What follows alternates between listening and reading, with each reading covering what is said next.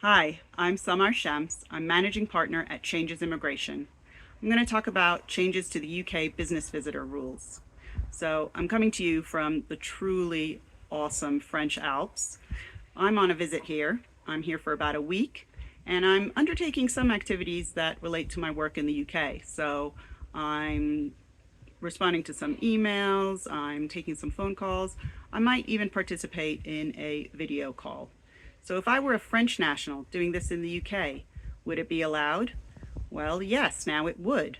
In a recent nod to reality, the Home Office has explicitly stated in the immigration rules that remote working is permitted to business visitors. So that means that you can undertake some activities relating to your overseas work. But remote working must not be the primary purpose of the visit. Okay, and the way the Home Office is going to assess whether remote working is a primary visit is they're going to consider the proposed duration of the visit and whether the visitor needs to rely financially on the remote working to make the visit viable.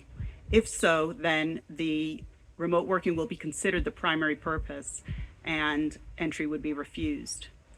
The other major change has to do with intra-corporate activities.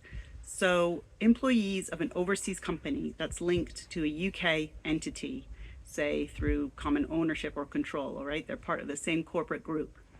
The employees of the overseas entity can now advise, consult, troubleshoot, share skills and knowledge, undertake some training activities with clients in the UK. But the project to which the activities relate has to be led by the UK company, okay?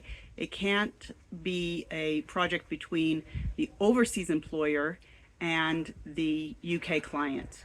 The overseas employee can be working directly with clients in the UK on a project led by the UK company. Now, do also keep in mind the general restrictions on business visitors to the UK. So, first of all, the Home Office does not expect a business visit to last longer than a month. Business visits shouldn't be frequent and successive, so they should be spaced out. And the visitor should not be living in the UK through frequent and successive visits.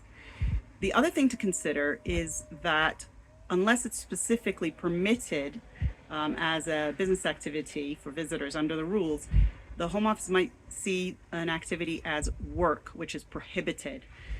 Business visitors must not be working in the UK, they must not be filling a UK role, they must not be paid from within the UK unless those activities fall under one of the exceptions set out in the immigration rules. Now, if you're thinking of undertaking a business visit to the UK, or you're an employer and you're sending somebody to the UK on a business visit or inviting somebody to the UK on a business visit, please get in touch for advice on a letter that can be provided to support the visa application or for non-visa nationals their entry as a visitor to the UK. And also consider getting in touch if you'd like us to assess whether somebody's activities actually do fall under those permitted for a business visitor, because if they don't, then we might need to assist with sponsoring the individual for a work visa, such as a skilled worker visa or a senior or specialist worker visa. Thanks very much. I hope that was helpful.